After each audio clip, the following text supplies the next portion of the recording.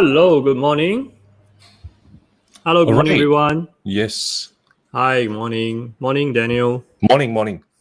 Hi. Thanks for having me on the show. Hey, thanks for coming on to this show. First thing I need to do is to introduce you to our audience, right? Appreciate that. Hello, everyone. Yeah, hello, everyone out there. All the tutors, educators. Okay, Monday morning, so you'll probably just finished a very hectic weekend of lessons, fully packed lessons. I hope so. Right. So, Daniel, thanks for coming on this show. I want to. You come from a different industry, right? Industry. So I just want to address the elephant in the room. All right. Okay. Sure. So I think the best way to talk about what you do is really that you are associated with the word Amazon, right? That's right. So, yeah. Okay, Ken. So, I will tell our audience a little bit more about you. But before that, I forgot something really important. For our first-time audience, if you are the first time watching this show, you wonder what PIE is all about. Okay, this is PIE interview series, by the way. So, if you are wondering what is PIE all about, so PIE is this initiative to raise industry standard for professional tutors. Okay, I'm Jason. Okay, and later we are supported by my partner Jeffrey. So later, Jeffrey, I will ask him to say hi. Jeffrey, is it okay for you to show yourself? Hi. Okay, so Jeffrey is the technical wizard that makes all this possible. So Jeffrey and I, right, we have this vision and this mission. Okay, we want to equip tutors with mindset, skill set, and network to help all tutors to increase profitability and deliver impactful, transformative teaching. We want to make tutoring a prestigious and calling and profession. So now we sense that there's a lot of things that tutors need, but it may not be available in the market. That's why we are doing all these things. So if you are watching this and if you have friends who might benefit from sharings of today's Daniel sharing. Now today the theme is really about, Daniel will share to us about some easy steps, okay, for you to launch webinar workshops so that to help you to prepare for recruitment 2022. Now, you may be thinking that 2022 is very far away, but if you are in this industry for a few years, you know that by now your student base is stabilized already. Very few people will leave you. Very few people will come on board with you. So pretty much what you need to do is just to continue to deliver your value, your lesson. But you need time to prepare for next year. So this is probably a good time to start thinking, and then you need time to prepare. So in this episode, Daniel, who is the principal trainer at 5-Star Seller Academy, he will share with us about 3 steps to launch your first webinar workshop for targeted recruitment 2022. Okay, so let me just quickly introduce Daniel. So Daniel and I, we knew each other way back. Yeah, that's right. Since BNI days. BNI days, right. Yeah. I guess we need to let people know what's BNI about, because there's something really, really unique about it. Yeah. Right? You want to share with them what's so unique about BNI? Anybody who's in BNI will know this thing. Okay. Well, why don't you just share your perspective? All right. So anybody who's in BNI will know that, okay, we have to wake up early in the morning and be there by 7:30 a.m. Right. So that is the unique thing about BNI is that you have no excuses. So actually, I kind of love that. Right. You have no excuses. Say, oh, I've got a meeting. I've got this. I got that. Okay. If you can't be there at 7:30, there's only one reason, and that's because you cannot wake up. All right. So, I really appreciate the network that I built there. And from then, I know Jason. Jason's an amazing guy. He had a lot of foresight in terms of what's going to be happening in the education scene. Right. So very glad that I actually got insights from him back then already. Okay. I feel flattered. I'm actually not. I'm not that prophetic. I'm not that visionary. There are personal circumstances because I've got no time to travel to people's house. So also by chance I got in touch with this founder of this classdo.com. So they are also one of the pioneering company that does all this online learning platform. So I got encouraged to start this thing. Yeah, but I can share about this thing in detail if any audience wants to know more. But sure. I've even written articles about that. But today is really about you. Oh, by the way, just now you say 7:30. I just want to remind audience, it's 7:30 a.m. in a physical setting. So you don't need to factor in travel time. It's not 7:15 you wake up, brush your teeth, and then 7:30 you turn on the computer. It's not like that. Exactly. So sometimes we forget about physical aspect. Yeah, you just got to travel. All right. Yeah. So Daniel, you you are someone who is, I've always known you to be very open-minded. Yeah, very creative. Even when we were doing totally different things, right? Like I was in the education sector, and you were in your IT sector. You were already very open-minded to talk about like how we can collaborate. So that is something that really came across strongly about you. Okay. Okay. So you are driven by the mission to empower individuals and businesses. You have been in the forefront of driving innovations and delivering real-time skill sets in the e-commerce space. So when I think of you nowadays, I think about Amazon. Okay, because you got this 5-star seller academy, right? To train people to do well as a seller on Amazon. That's right. So together with your partner, you co-founded multiple e-commerce brands. Sorry, I apologize for that. That's my washing machine. That's the hazard of working from home. You never know what kind of sound will come out.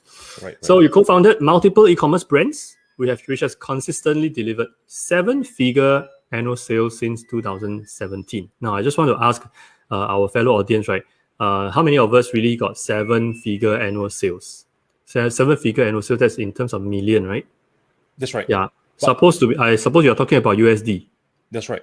But of course, Wow. I'm in the product-based business, so I'm actually able to scale things up much easier in a sense. So that's also one of the reasons why I decided to. I used to also be in the client servicing industry, right? I used to help clients like build websites, that kind of things. Yeah, but I also realized that there's only the amount that I can scale things up to.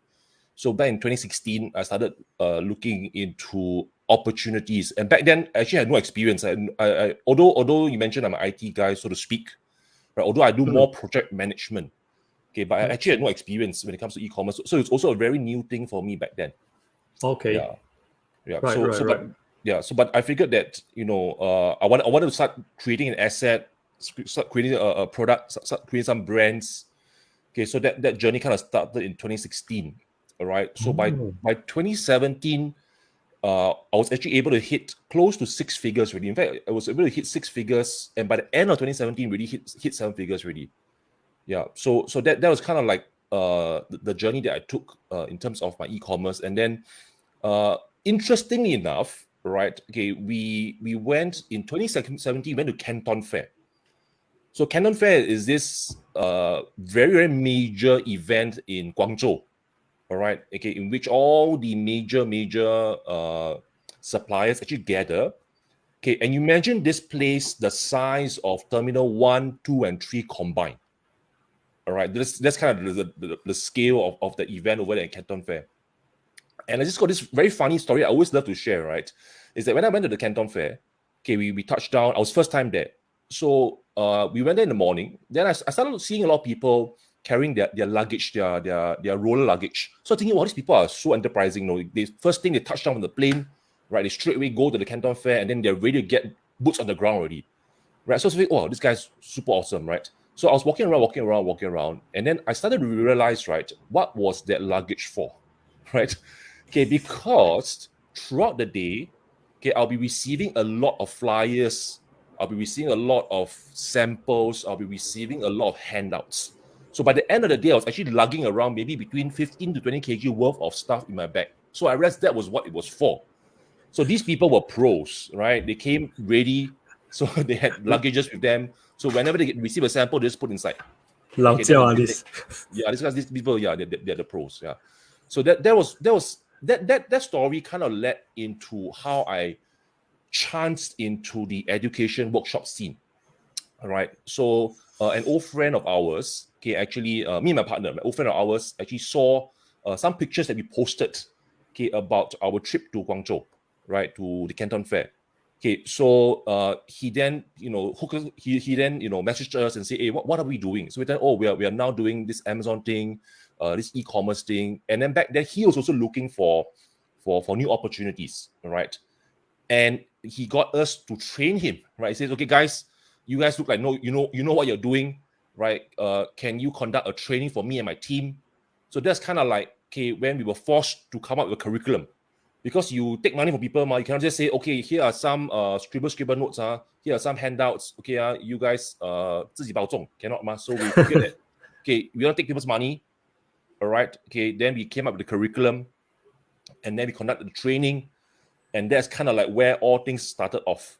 So we realized, there is a need for people or even individuals or businesses, right, who want to actually acquire the knowledge and the skills to kickstart their own, profitable e-commerce Amazon business.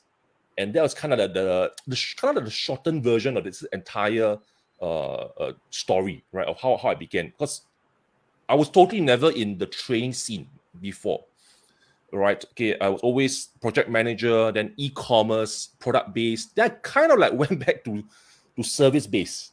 Okay, because now I interact with people, which is also fun. I love it. Right. Okay, it allows me to develop that set of skills, marketing, communication, persuasion, right, closing, right, sales, that kind of things. So I kind of felt that it was also a good opportunity for me, which is kind of like what I wanted to perhaps share with you guys today. What are some of the experience that I have conducting workshops. I also went through the phase of we used to do offline workshops, all right, and then 2020 hit.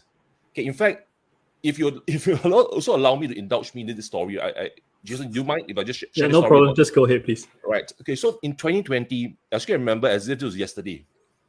Okay, we were in Malaysia, so I conduct workshops in Singapore and Malaysia as well. So if we were in Malaysia, that was in March. So back then, if you recall, 2020 seems like a long time ago, but it's actually quite recent. So in March, that's when the COVID crisis started to sound serious. Okay, but we still weren't sure what it was about. It sounded like something in China, in Wuhan, right? It didn't sound so serious in Singapore or Malaysia, so we still went ahead, right? Okay, so Singapore is kind of like more serious than Malaysia. Malaysia sounded much more tame. So we went ahead with the workshop. And the day that we hit, I still remember it was Thursday, then the news broke. Okay, there was this huge outbreak in Malaysia. And, we were at this place in Selangor. We were in KL. So the outbreak was in this mosque in Selangor, the Selangor area, which was like one MRT stop away. So I had to tell my team and say, hey guys, right, I understand that I'll respect your decision. If you guys decide that you don't want to go ahead with the physical workshop, I can understand. But I was very glad that my team stuck with me. So we did the entire 2.5 day, it was 3 days. It was 3 days workshop. We ended with a bang, right? Delivered the value, and then we hiked out straight away on Sunday. Mask on, everything back to Singapore. And that was the very, very last physical workshop that I conducted. So I kind of felt very, very close shave, then the rest is history. Everybody knows what happened after that already. Yeah. How big was the workshop? That back then in Malaysia, there's about 50 people. About 50 people in the class, right? Yeah. Okay. So by then they were kind of like half masking, half not masking up already, because back then it wasn't so clear what was the situation. Yeah, but I kind of felt that we were kind of caught in the bit of the eye of the storm kind of a thing. Yeah, it was still quite calm, but the storm was already coming already. Right. Yeah. Okay. How do you this is the last physical workshop that you conducted, right? And can you tell us a little bit about how do you pivot to online from that point on? Yeah. So again, interesting story again, right? So why I say it was interesting, because and why I can relate to you a lot, in the sense that my workshops are organized by an event organizer, Ace Success Academy, right? So to help us organize our events and whatnot. So I co-share my office with the event organizer. I use their space because that's where we conduct the events now. So just behind me was our business development guy, the guy who planned our events. And I started to look at him. He was like, in the month of Feb or so, he started scrolling through all these digital events. How do you sell online, right? How do you actually use webinars, right, to acquire leads, to generate sales, to generate students, right? That kind of thing. And I was looking at him say, hey bro, you sure not? You serious not? Are we really going to pivot? We've been doing so well, physical. Are you like kind of like Chicken Little crying that the sky is falling? Right? It's not a serious one. Singapore is very, very solid one, So I kind of teased him a bit, right? And lo and behold, he was absolutely right. It's absolutely right. So, in that short span of time, because he did all these things for us, I'm so glad, so happy that he did that for us. And then we were kind of like ready for the transition. Yeah. So we immediately went online, to start acquiring leads, converting them online through, back then we used Webinar Jam. All right, then it kind of transited to Zoom, because Zoom has a little bit more interactive features, but I think that's not the key. I realize the technology is not the key, right? Which is what I would love to be able to share with you guys, is that the technology is not the key, is the messaging. What are you messaging, right? That is the key. What are you communicating? What's the promise, right? That you're communicating to them. Okay. Right. And last time, because it's the physical setup, right? You kind of like, after the what we call previews, right? Or what I like to call an introductory workshop. After the introductory workshop, you can still kind of like talk to them one-on-one and say, okay, what are your questions? What are your concerns? Right? Okay. And then we can then kind of close them from there. But in the online setting, you can't have that interaction.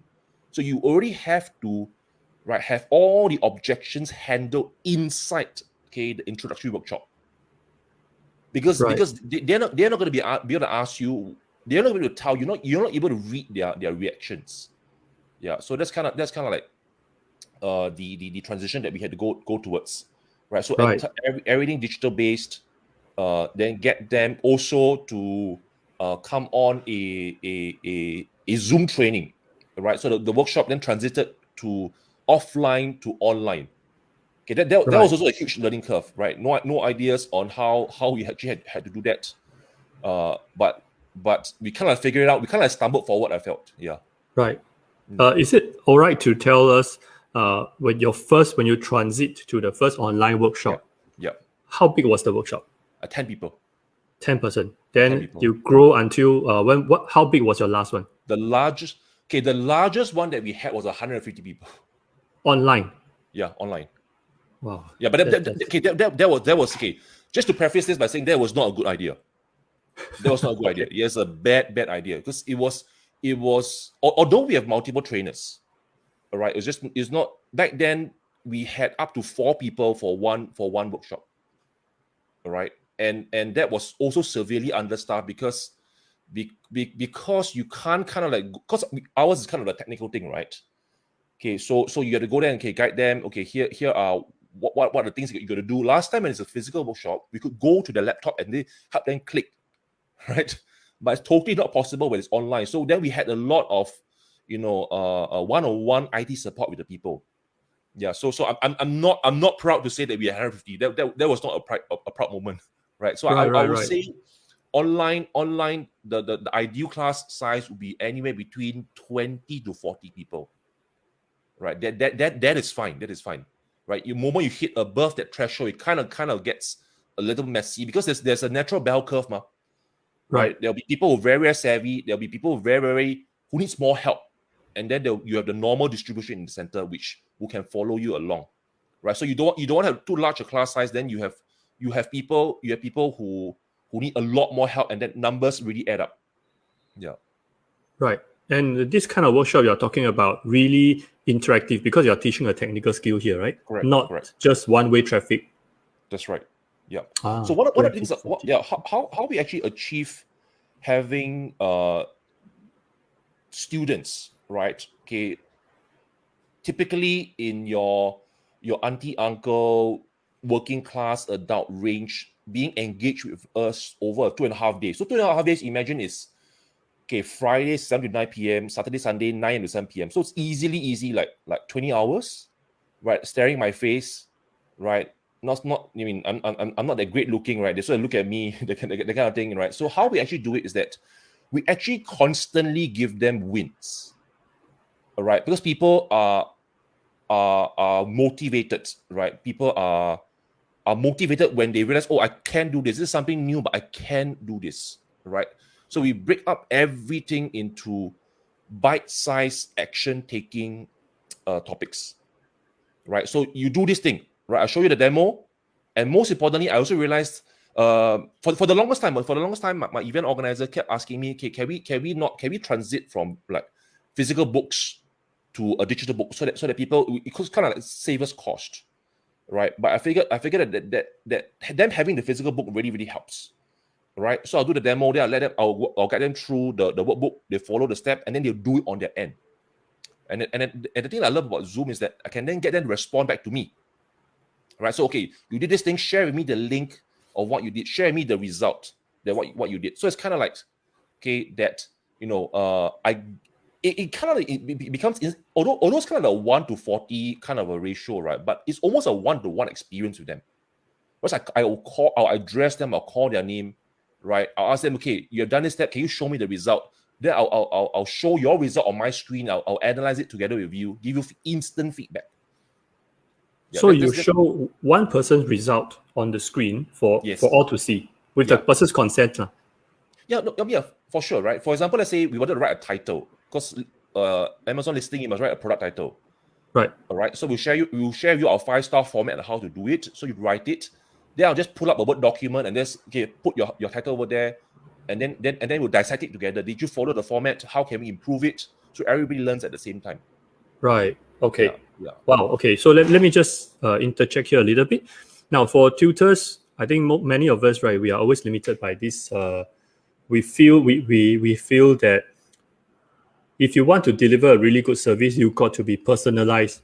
You have got to keep the class size very small. I think I represent quite a fair number of tutors who are thinking that way.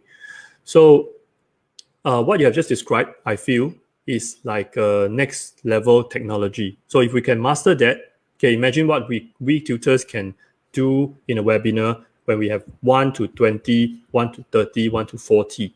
Yeah. So give them small wins, and if seek their consent, if they can, just show their work on screen. Hey, that's what we are doing in classroom sometimes. Like, teachers always ask, hey, you know how to do, right? Go to the whiteboard and show the class. And the teacher will then comment on your working. This one good, this one not good. So I feel that there is some parallel that I see. Yeah, this is great. Right. So, okay, I want to say hi to Olive here. Olive is one of Olive is an English coach, and she coaches adults and management level. Okay, teach them how to speak confidently. Nice. Yeah. So Olive, thanks for being with us. So other tutors, right? If you are watching this show and you are wondering, hey, why are we talking about e-commerce? Why are we talking about training adults, right? So there is this thing that Daniel is doing, which I feel that may benefit us. Daniel is able to run workshops, okay, and then do online, basically garner many attendees for workshops. So this is what I find that we can learn. Now, if we still want to think about, we can only learn from tutors, right, in the tuition industry, right? I would like to just share this observation that tutoring industry, just like any other industries, we are going through a big change during this COVID. Okay, just think about 2 years ago, what were you doing at this point of time? Are you doing any online classes? Okay, if you feel that things have changed a lot, so I think it is time for us to look at other industries and try to cross-learn from other industries. And really, there are many things that we have no answers. If you look within the tutoring industries, right, you probably cannot find many answers. But if we look across other industries and try to learn from people who are facing similar challenges, I think there's a lot we can learn here. So that is why, okay, I really look forward to what Daniel is going to share with us. Now, I think we kind of covered how you got started, right? Sure. So maybe we can just jump all the way in to your first tip on how do you run. Today is about 3 easy steps to launch your successful online workshops. All right.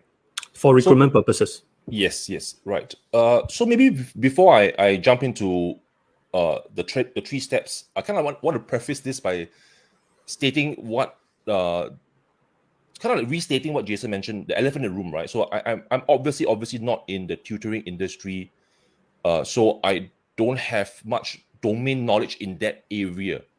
But I was just talking to Jason, says that what I'd like to do is kind of like share with you my experience. You know, what do I do, right? Okay, that allows me to also, you know, in your jargon, recruit students, right? Okay, bring them through a workshop, all right, okay, and then achieve 3 main objectives, right? Always revolve, all right, my company around 3 main objectives. Number 1 is, of course, to raise the company revenue. That's important, right? No company can survive without revenue. Secondly is to raise the customer satisfaction, all right, and then thirdly is to increase what we call success stories. So I'll revolve every activity I do around these 3 things. So I kind of just want to share with you what are some of the thought processes that I have, what are some of the systems that we have in place, you know, and then kind of like for the purposes of today's sharing, condense it into three what I feel pretty actionable points. All right, so that's kind of like how I want to frame this. So Jason, feel free to jump in if you have any questions about what I'm also sharing. You know, I'll be very keen to contextualize this to you, so they can kind of like a on the spot case study for everybody to share as well. I appreciate your this pre-framing, because I think elephant in the room is that you are obviously from different industry, and what can you teach us, right? But I think you are coming from a very really very humble point of view. You are saying that you are not here to teach, but you are here to share best practices that may benefit the tutors. Right. So great. I really appreciate that. So let's just Good. So here are the 3 things that I think that here are the 3 actionable things that I think we can do. Then I'll try to go into some detail, and then if there are any questions, feel free just hop on the comment section, right? So the first thing is that we got to ask ourselves, how do we get parents to raise their hands, right? What I mean by raise their hands is that we must get them to be interested in what we want. No point targeting somebody, right, who have absolutely no interest in what you have to offer, right? So we got to get people to raise their hands first, right? Getting parents to raise their hands, right? Then secondly, right, we will want to be able to name frame our expertise, right? So I understand that most tutors, I may be generalizing, right? Most tutors, right, will say, okay, you know, I want to always give my kids the best experience, you know, teach them, allow them to learn. You know, I'm very friendly. That kind of thing. This is the kind of like the major themes that we revolve around, right? But I find that, unfortunately, right? People don't buy that way, right? People buy when they see something different about you, right? What is it that's unique about you, right? Because friendliness is a very subjective scale, right?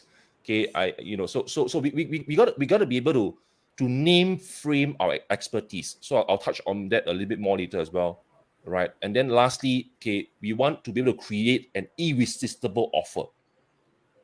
All right. So I kind of like had to step you through the 3 points, because the truth of the matter is that you cannot start from the first point. You kind of have to go backwards.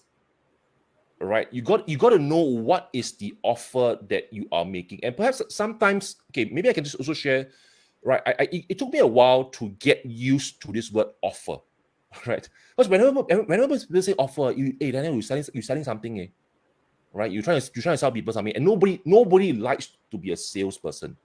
How many of you agree? Can you just let me know in the chat? How many of you agree that nobody here likes to be sold, but everybody loves to buy?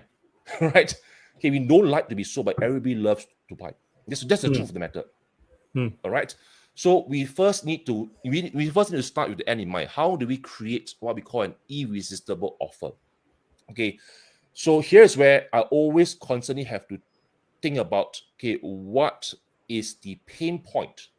What is the pain point that the customers want?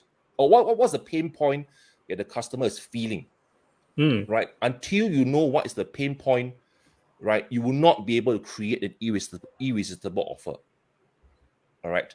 Because sorry, Jason, you saying?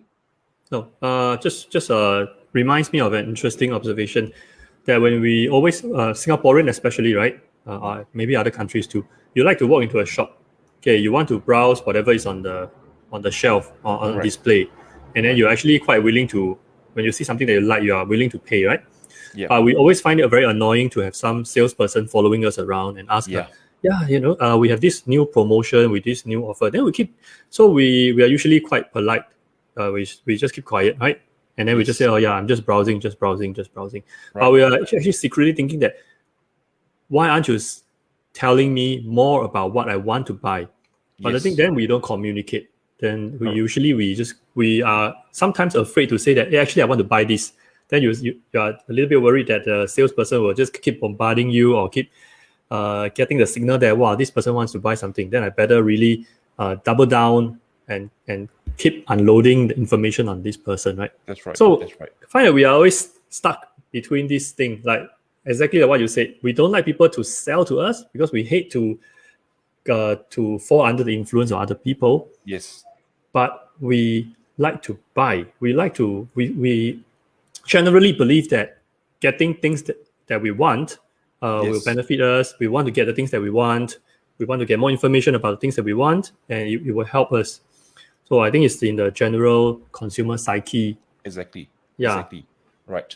So yeah. So as I was, yeah, I totally agree with you. Yeah. I mean, we all can relate to that. The moment you walk in the shop, somebody comes to you and says, can I help you? And your gut is kind of up, right? Because yeah. So but that's the offline world. In the online world, the good thing is that we can get people to raise their hands, right? So I kind of circle back to that later on. So first things first is that we need to be crystal clear. Okay, what is the offer that we are um, bringing to the market? All right, and here's some criteria of an offer.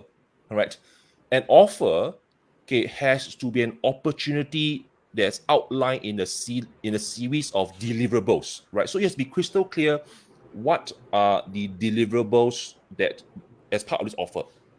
For example, right, a 10-week coaching session, okay, that will allow, okay, you to go from a complete beginner, right, to launching your first product on Amazon. So it's a very, very clear deliverable, all right, okay, and then, okay, within a certain time frame.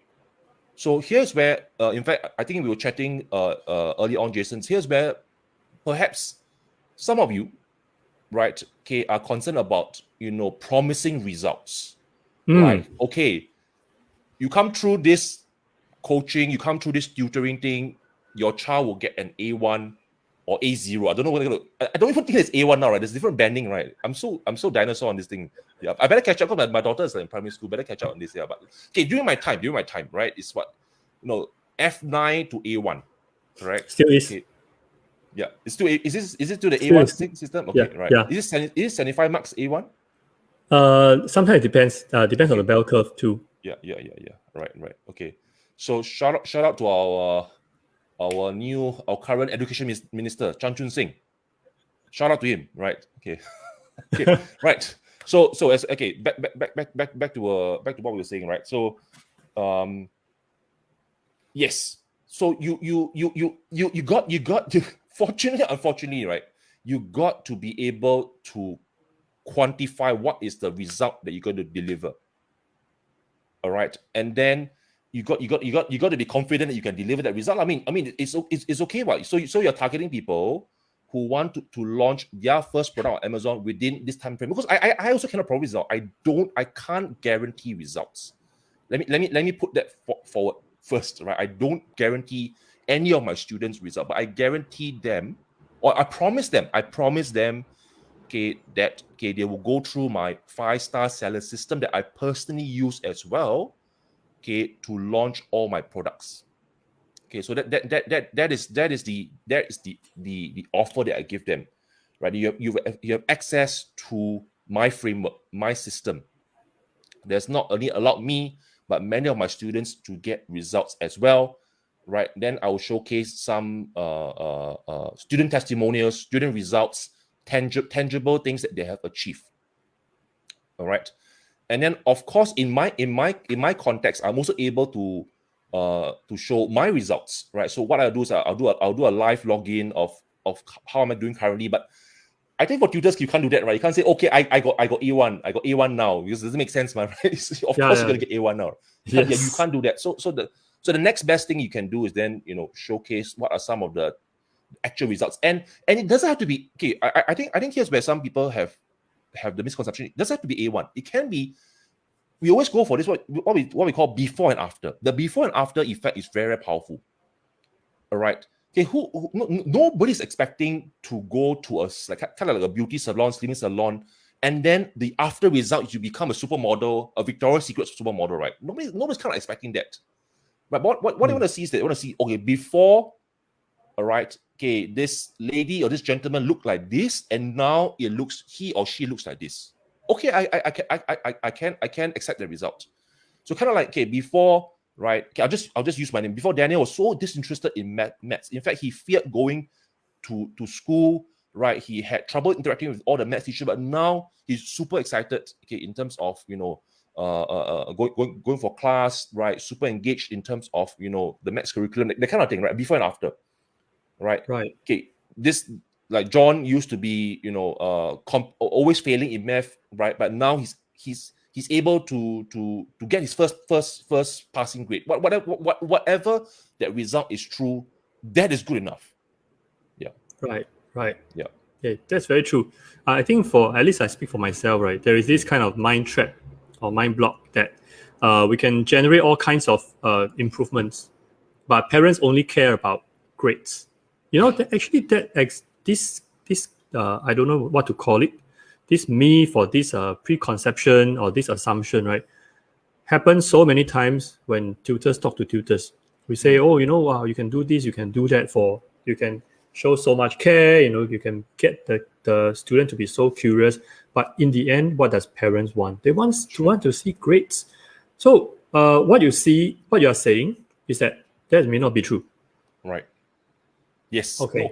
Yeah, it's definitely not the case. Definitely not the case, right? But the key over here is that then you got to be clear what are the tangible results that you're generating, right? It has to be true to you. Right? Because we're kind of used to, again, I'm generalizing. We're kind of used to, because I frequent all these malls that kind of like specialize in tuition centers, right? Then you see, wow, this primary school girl, this secondary school boy, wow, A1 chemistry, wow. So we kind of condition, oh, that's the way to market. Yeah. But maybe that is that target segment of people that you're looking at. All right. The great conscious people. There are so many other segments of markets in Singapore. Right? Not necessarily every parent wants that one. Okay, having an A1 in chemistry is not necessarily the best thing that you can have. What? Right? Having your kid engaged in school, having your kid being happy. I kind of prioritize happiness, right? If you can get my child happy in school, super excited about doing her stuff, I kind of don't really care what her grades. I mean, I'm not sure if I'm the outlier, but that's kind of how I feel. I would think that you are you represent a growing segment of parents who are more enlightened and who understand that the mental and the all-rounded well-being of our kids, right, is actually more important than just a grade. I think we are having more, sadly speaking, we are seeing more manifestation of mental stress among our kids. Whatever you want to call them whatever generation, right? But the fact is that they grow up in this environment, and then their mental well-being is something that we have to face, we have to account for. So I think I'm seeing more and more parents who are like you, who wants to see the whole package. Yeah, I kind of have this saying that I heard from Jack Ma, right? Of course, sometimes you quote all these very famous people. Sometimes it's just kind of like a soundbite, But I kind of feel that this is quite an interesting way to look at things. So Jack Ma, I'm not sure if he actually said it, but I heard that he was the one who said it, right? That his his framework for his kids, right, is that he doesn't want his kids to be the top in the class. Neither does he want the kids to be in the bottom. Because if you're in the bottom, means obviously perhaps you're not trying hard. Right. But if you're, let's say you're top in the class, right, what that means is that you're spending all your time studying. Okay, so he rather that you be in the middle, which means that, okay, you're doing your best, and then on the other hand, you still have time to do other things. Exactly. Yeah. So you have time to pursue other extracurricular things, other things beyond school. I think school is important. Yeah. Right. Okay. But then you kind of have to go beyond that as well. Then I want to tell my favorite story. I once went to a relative's house, right? This relative is really doing very, very well, like group CEO of some listed company, right? So I went to them, and the kids are not at home. So both are attending some enrichment classes or whatever. So attending some classes. So I was asking them, are your kids at some tuition class? And the parents say, no, we don't really want them to attend too many tuition classes. Right. Both our kids are international schools. So I asked why.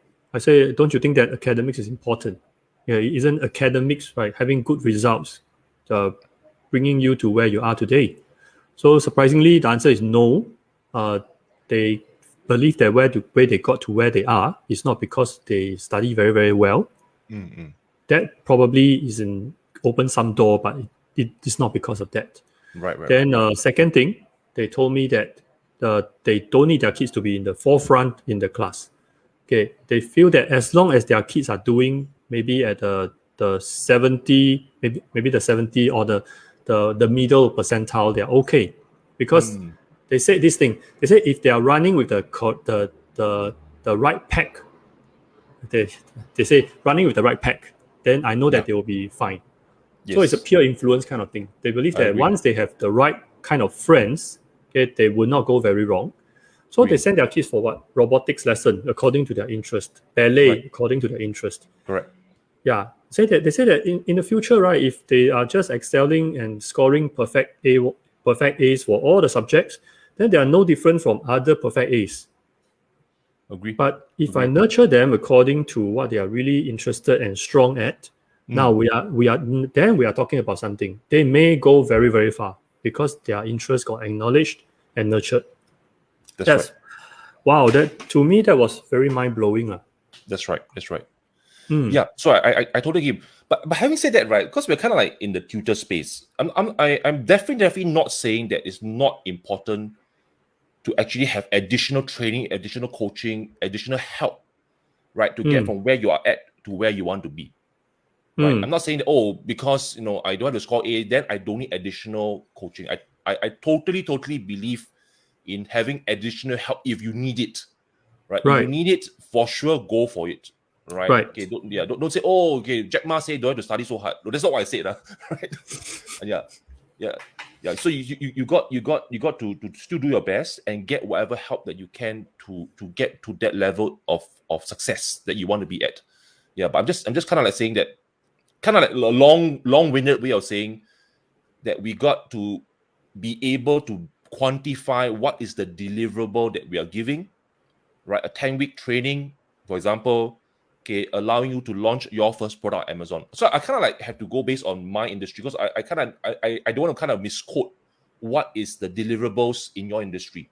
So this kind of gives you a framework of where you want to position yourself, and why I say it's very important to be able to create an offer at the start is the beginning, because like it or not, okay, at the end of the recruitment session, at the end of the online recruitment session, you got to give the parents something to take action on. All right. Okay. It cannot just be you will be giving value during the maybe can we synchronize?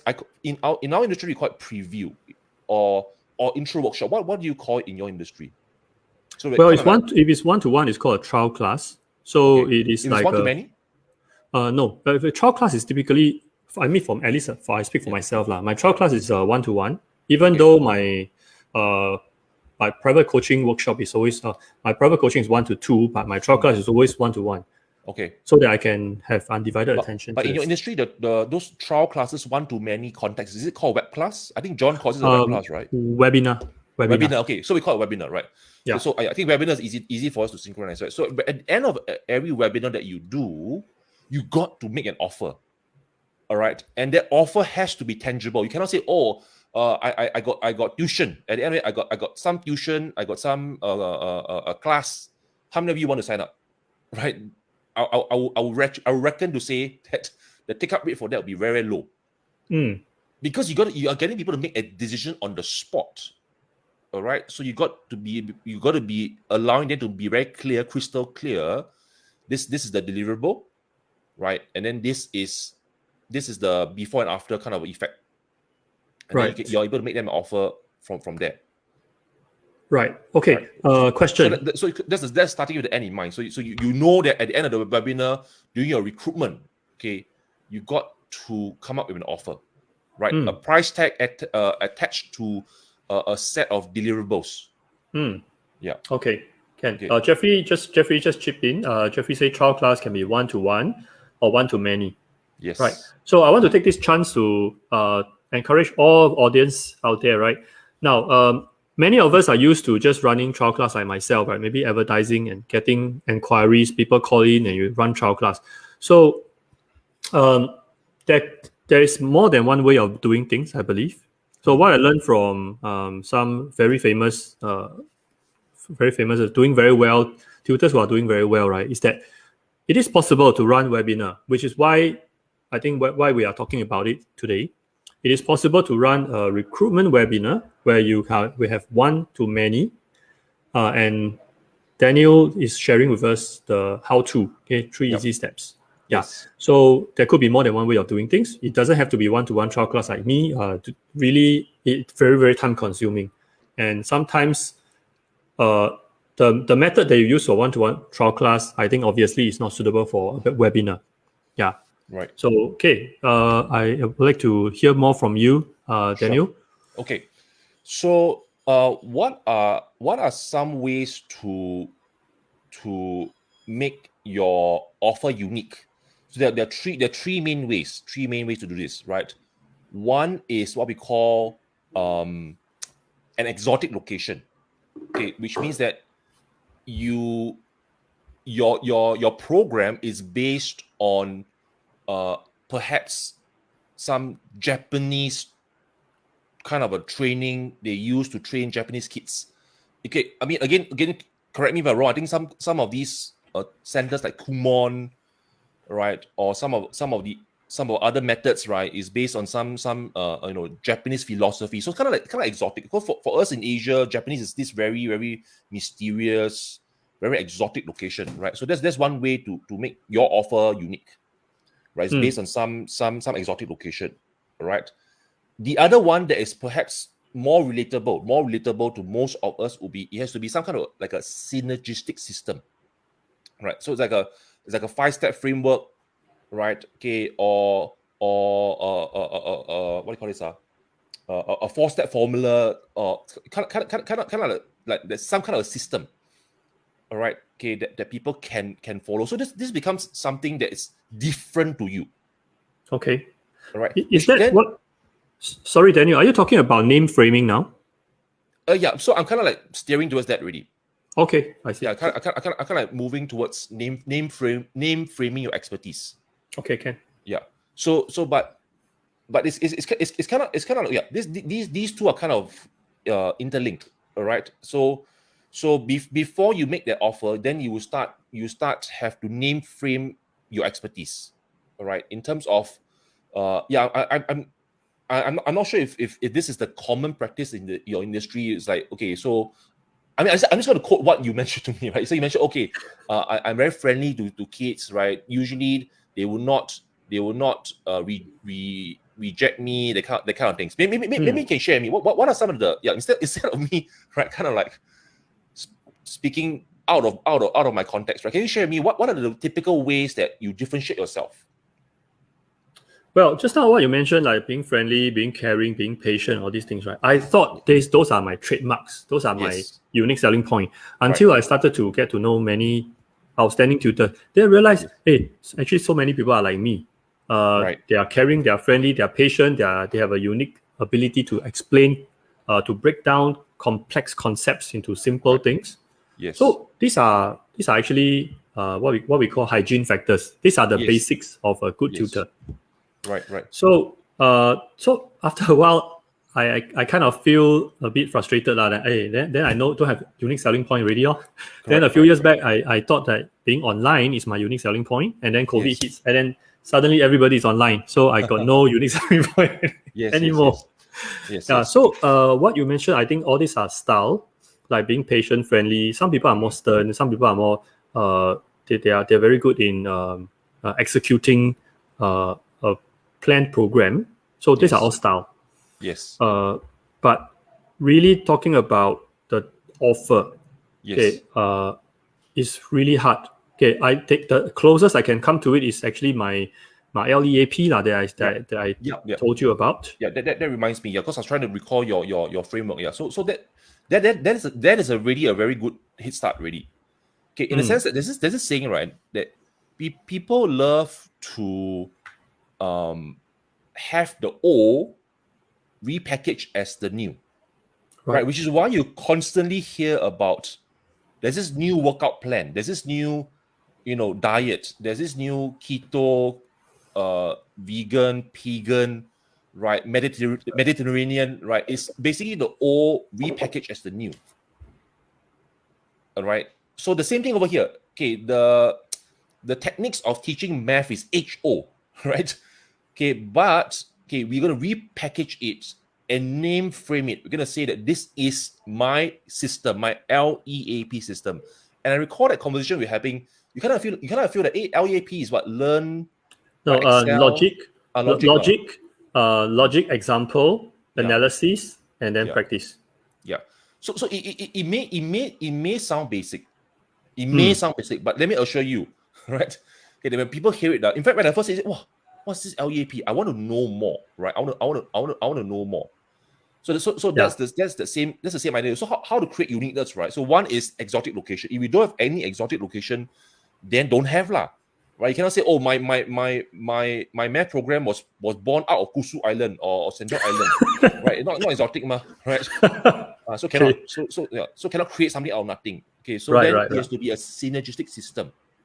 So this is my system, and people love systems. People love frameworks. People love blueprints. People love this kind of thing. Because whenever you say a system, a blueprint, a framework, the natural thing that people will think of is, oh, does it mean that if I follow this thing, I will be able to get results? Which answer is yes. Otherwise, why I come up with this system, right? The LEAP. Would you agree with me that LEAP system has allowed you and your students get results? That's why you're using it, ma. Yeah. Correct. Yeah. Exactly. It's a summary, like it's a summary of what I do. I mean, of course, there are other things the other nuances that go into the cannot be just 4 things. There are many other things. But I mean, I cannot have an acronym of like 20 letters, right? Nobody is going to remember that.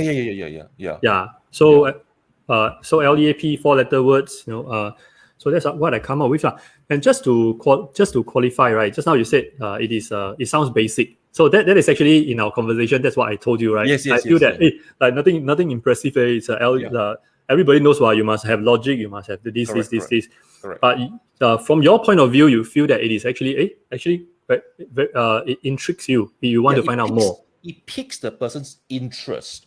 Like a fork system. If I say I have a fork system, what's the first thing what's the first thing you respond? So then what is the fork system? Yeah. Exactly. So I want you to ask me. Rather I tell you, hey Jason, this is the way for you to do well. You must do this. No, I said, hey Jason, I got this fork system, right? That allow me to get this kind of results. Naturally, you say, what's this about? That's a natural human response. True. Yeah, even for martial art, I think you just say that you just punch like this, just kick like this, but you must come up with a name, very exotic name. Like Wing Chun. Then people say, "Oh, what's that?" Correct. Yeah. So that's one thing that you should do, right? Okay, as you're progressing towards having an offer, then having something that's unique about your offer, right? Is based on something exotic. If you don't have, then it's based on some system.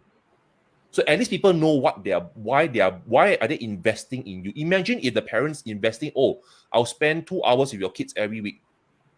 Then their mind will be thinking, okay, what are you worth per hour? That's what their mind will go to. Okay, how much should I be paying you per hour? You know, but if it's a system, it's a formula, it's a framework, right? The perceived value will immediately go much higher. Yeah, it's just consumer mindset, right? It's just human behavior. Human behavior. Yeah. Okay. Right. Yeah. Name framing. Yeah, because right. I can relate back to my context, right? I can't tell people, okay, I'll teach you okay, how to put your product on Amazon, right? Then after that, how to write the title, how to write the bullet point, then how to write the key research. Okay, these are all the how-tos. I will not be able to get anybody to invest in my program if I just say that. Because then they say, hey, this one I can go on YouTube, what? Right? YouTube, all this kind of thing, right? Right? How to list your product, how to do key research, the kind of things. But what you're investing in my expertise, in your case, your expertise, right? Years and years of formulating this system that's generated results. So that's what you're investing in. You're not investing in how to 2 + 2 = 4. Of course, I'm simplifying it, right? Right. I mean, yeah. So you're not investing in how to list your product on Amazon. That's not what you're investing in. You're investing in this system that I've refined over 5 years of being an e-commerce seller, allowing me to get 0 to 7 figures. That's what you're investing in. Yeah. I think as tutors, right, maybe I just want to bring into the context. This name framing your expertise thing. As tutors, a lot of times we are thinking that, hey, my teaching is really very fluid. Okay, actually, I think the better a tutor is, the more customized he or she is. That's my perspective. So they are able to, the better they are, the more they are able to understand where the learner is coming from, and to really teach in a way that make the learner understand better. Instead of like, oh no, this is my way, and then you take it or leave it. So the more difficult it is, right, for such tutors, okay, to come up with a system, because they will be thinking that I'm like Bruce Lee, I have no rigid way that I must start my lesson this way, because I really respond to my students. But then again, even Bruce Lee has a name to his art, right? Jeet Kune Do. Yeah. Yeah, that's right. Yeah. So I think that is a mind block that probably many tutors, okay, even like myself, we are facing. Because we think that whatever we do is very fluid, and it's very hard to crystallize to have a 4-letter acronym. Yeah. Any advice on that? How do you crystallize what you are teaching? No. I think the naming part is something pretty personal. All right. And I think it's something that don't have to think too hard about it. As long as it's like you can say it in a couple of syllables. Like you mentioned cannot be 10 acronyms lah. Yeah. Right. LEAP, right? In fact, mine is the 5-star seller system, right? Or the 5-star framework. Okay. So something as simple as that will do already. Don't have it to be over complicated. Right. Yeah, of course, if it's somewhat relevant to your industry, it'll be good. Because in my context, right, okay, we are kind of like obsessed about getting 5-star reviews. Okay, so why. That is why it kind of like 5-star. It's kind of like the 5-star seller. Yeah. So many people when they hear this 5-star seller, sometimes they think, oh, I'm saying I'm the 5-star seller. No. That's not that's not the motivation behind the brand. The motivation behind my brand is I want to give my customers the 5-star experience. Hence, I want to learn how I can become the 5-star seller to give my customers the 5-star experience. So that's kind of like my brand story lah. Right. Yeah. So yeah, I won't be able to give specific advice on this because I'm not really a copywriter per se. Right. But I can kind of give you like the framework of how to think about this. And my suggestion is don't have to go and think too deep. As long as number 1, it makes sense. Number 2, you can say it very quickly and clearly. That's good enough. And of course, should have some intrigue lah. Yeah. Okay. Got it. Yeah. Okay. So, I think yes. So kind of then moving backwards to to the first Getting thing, how to parents. get Yeah. parents, right? Okay, to raise up your hand. Okay, so here's where we got to be able to succinctly, all right, okay, say what is the offer, or what is the promise of the webinar in one sentence. All right, so that's kind of what we call the headline. So here's where I'll like, if it's okay, I'll like to use the Dr. Christina's example, right? So I do see her ads online, right? 10 times So study, right? sorry, Dr. Christina from 10 times study. yeah, 10x study, right? So 10x Yes, study, yes. that's her system, that's her name framing, right? So her name frame is you got a 10x, okay, whatever you're doing, and you kind of see that she's not promising you're going to get A1 or A2 or A3 or whatever, right? You're just saying wherever you are at right now, you're gonna be go 10 times that. So it kind of like gives people this very nice. Okay, the best name framing allows the customer to paint the picture in their own mind. So okay, so my child is here. Imagine if I go 10 times, maybe not 10 times, maybe my child not so smart. If my child can go 3 times what she's doing, isn't that amazing already? You know? Yeah. So that's I kind of like her name framing. Yeah. So it's like Shout out to her as well. Yeah. okay. Yeah. Dr. Christina. Yeah. So So give I was room saying, for imagination. yes, yeah. The best kind of name framing allows the customer to imagine for yourself. In fact, right, okay, I was also listening to another pitch yesterday. So I kind of like I don't know, is this like sad or not, but one of my hobbies is kind of like go and look at how people sell. Right? I don't know, is that so that's okay. I own it. That's my hobby, right? So I was listening to this guy yesterday. Okay, that this guy was saying his framework is the 2x your income, 2x YC, right? So he was coaching how insurance agents can actually double their income, which is good, perfect, right? Allow them to imagine what's their next step. Yeah. All right. So I understand we're kind of like Jeffrey says his hobby as well. Okay, good. At least I don't feel alone. Hey, Jeffrey, hey, thanks. Appreciate what you brother, man. You good brother. Right. Okay, I understand that we're kind of like, need to tighten up on the time. Okay, so let me quickly go back to the first, how to get parents to raise their hands. So here's where again, less is more, right? So drawing on Dr. Christina's example, right? So I can clearly recall, okay, she mentioned she's a study coach, she's an entrance examiner, that kind of thing. So that part I didn't catch quite much. That's good. Okay, I get to know you a bit more. That's about you. But what is it related to me that attracted me was that she mentioned, right? Have you ever experienced that your child seems to be studying harder, right? Putting in a lot of effort, but just simply not getting any results? And I'm sure many parents will experience that, myself included. Okay, so that's kind of like her hook. So it's kind of like saying, yeah, imagine you're spending so much time, so much effort, you're just not getting the results. So why don't you come to my web class, my webinar, in which I'll share with you, okay, my system, how to actually 10x what your child is able to do. Who's not going to raise hand to that, right? As a parent, I'm going to raise hand and say, okay, can you please tell me, can you please teach me how I can actually, right, allow my kids to spend less time, less effort, but potentially achieve 10 times the results. So that's what I mean, getting parents to relate to that. So she's not necessarily, I'm assuming over here, don't quote me, I'm assuming she's not attracting parents who are saying, okay, parents, okay, how many of you here want your kids to have 7 A1s by the end of the year? Raise up your hand.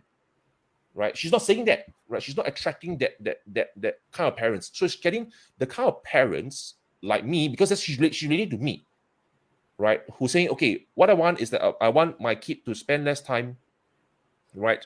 Not so stressful, but yet able to achieve results. So that's what I mean by getting the right people to raise your hand, right? Which is kind of like what we talk about a lot, is that don't have to go and conform to other people's way of marketing. Figure out what is who do you want to speak to? And why I say that this is the perfect opportunity right now, because the internet allows you, right, to target potentially any demographic that you want to. Last time, maybe if you had to conduct like physical like recruitment, who are the usual parents that will come? The parents who want their kids to get A1, A2, that kind of thing, then they'll come. All right. But now online, you can target anybody with the right messaging. All right. Okay. So you get the right people to raise their hand, come for your webinar, right? Then, okay, provide some value in the sense of, okay, this is the step 1, step 2, step 3, and this is based on my synergistic system, my system, my 5-star seller system, or my lead framework. Okay, then tell them, here is where you have 2 options. One is, okay, you can take what I shared with you today and you do it on your own. Fine. If that's what you want, you can do that. But perhaps you take more time, more energy to do it, and maybe you cannot get the kind of results that you want. But here's another option, right? Can I have your permission to share with you, right, my program, okay, and then you can see whether it's right for you. So you ask them for your permission. Okay, can I have your permission? So for those of you who said yes, okay, so allow me to walk you through the components of this solution, or this program, or this workshop, and you can see whether or not it's right for you. So you can see the way that I pitch it is always, you raise your hand, right? You raise your hand, you opt into my webinar, you sat through my webinar, all right, and then I tell you about my framework. Then I ask you, can I have your permission to share? Then you say yes. So constantly, I'm getting people to say yes. And some of you are saying, Daniel, this is sales tactic. You very sleazy or very sales. No. I'm just getting your consent. I'm just saying, are you the right person? If you are the right person, continue on. If you're not, we shake hands, say bye, right? I hope you have some value, right? Then at the end, then you present the offer to them. So by the time the people will stay all the way to the end. So these are the people who are ready to hear your offer. So at that point in time, you have to be something that's very tangible, very specific. So it's a 10-week program, it's an 8-week program, okay, that will allow you to, we're going to be doing these things to potentially allow you to achieve this kind of results, right? No, so when you talk about results, then you quote results from your past students. So I had John who did this, I had who to do this, I had this to do this, right? So, yeah. Okay, so let me try to summarize according to my understanding.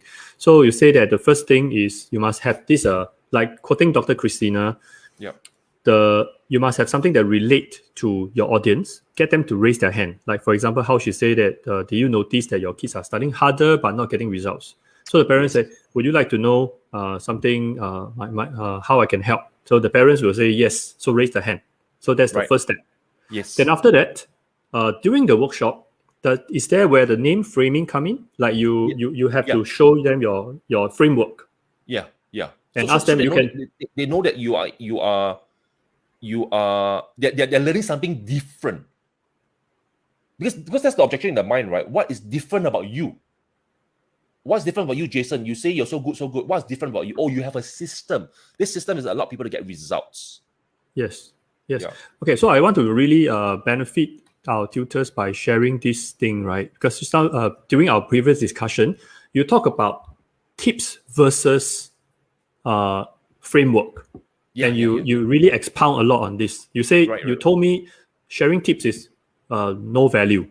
Correct. Framework has a lot of value. So can you briefly tell us about why not tips? Why framework? It was kind of like, okay, so before I share on this, right? Can we kind of like get a time check so that I'll make sure I keep within the time, and then we will wrap up from there, because I understand that. Okay. Yeah. Honestly, we are overrun already. Usually by now we have ended. But yeah, maybe we just have another 5 minutes. Is Jeffrey, is it okay?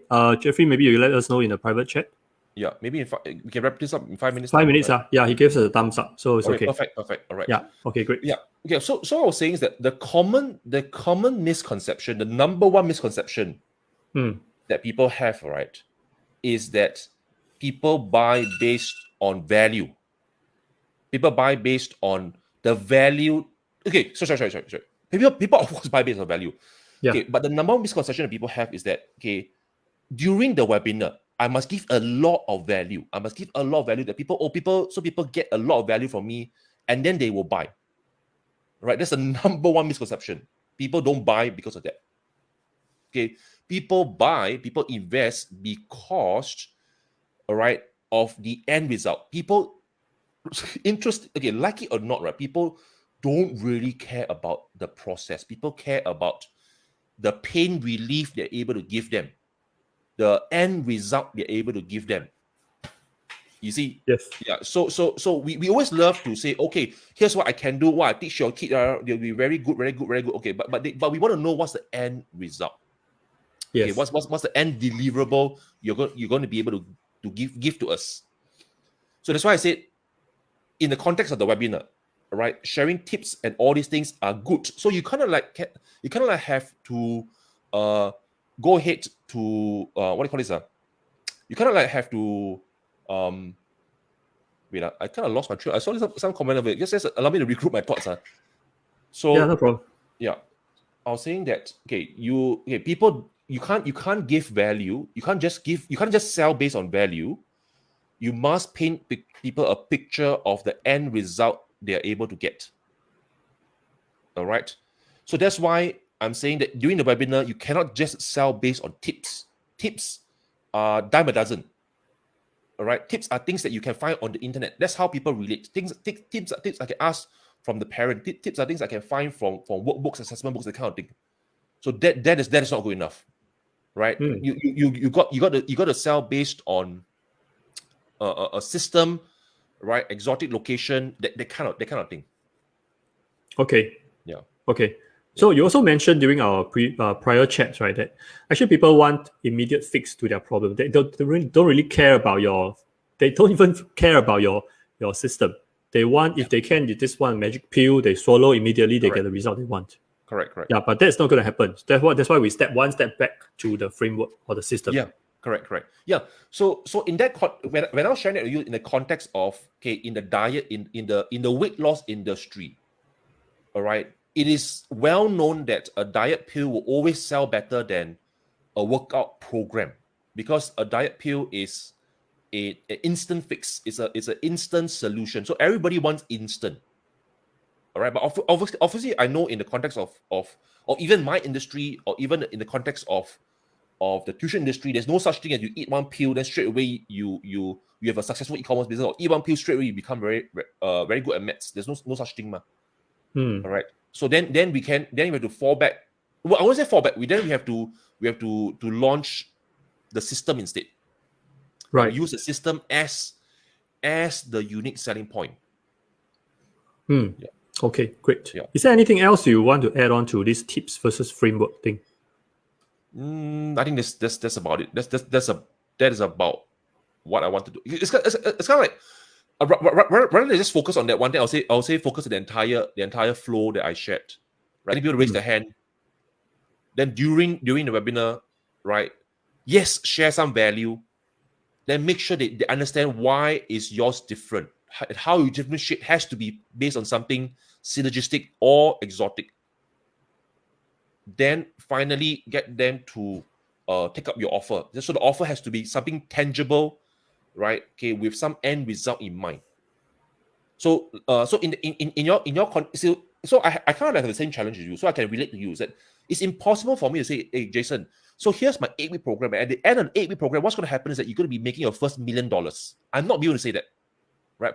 But what I can say is that this program is not just me, but many of my students to be able to do this, just like John, who in his first X number of months made this kind of money. Just like Susie, who in his first 3 months made this kind of money. Just like who, never imagined she would start a business. Never started a business before, but then was able to launch her first product on Amazon within X amount of time. So you can't fall into the trap of promising people results unless you can. If you can, okay, fine, good, right? If you can, good. But if you can't, then you got to relate back to, right, what is the past experience? What are the past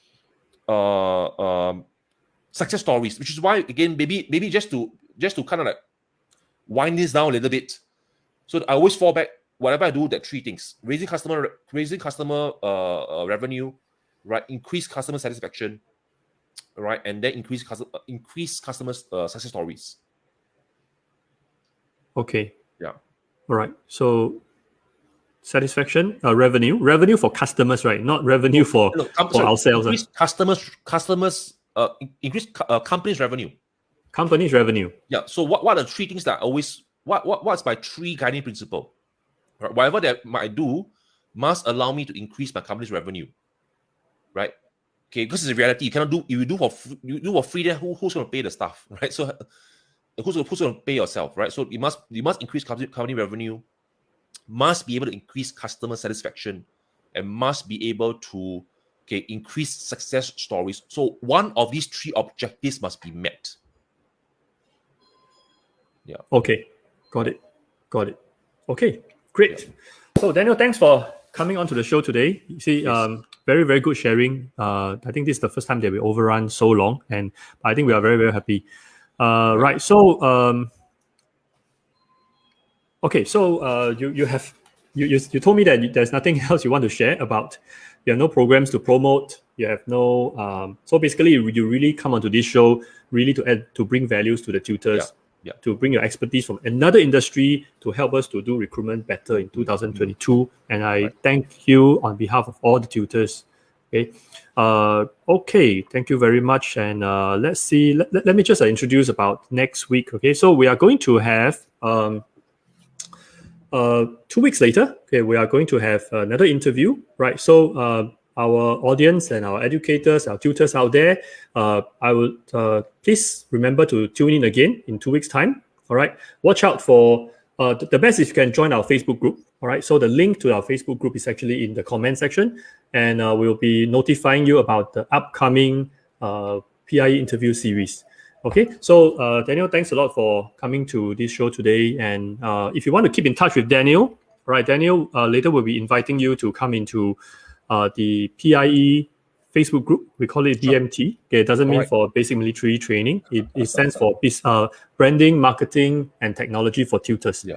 Right. So if any of our tutors or educators want to get in touch with you, I think we can interact in the group. Yeah. I think a perfect ending note is I think the PIE acronym is a perfect right system. A perfect synergistic thing that got me interested. I said, wow, PIE was something very interesting. That's actually how I also got to get in touch with you in terms of, this podcast. So awesome, right? This is a perfect example. Name frame, is it? Name frame. Yeah. Okay. Yeah. Great. Thank you so much. Okay. Thanks, Jason. Thanks, Jeffrey, for helping us organize this. Appreciate all of you who have been with us on this session, and I'll see you guys in the BMT group. Yes. See you. Okay. Bye. Bye.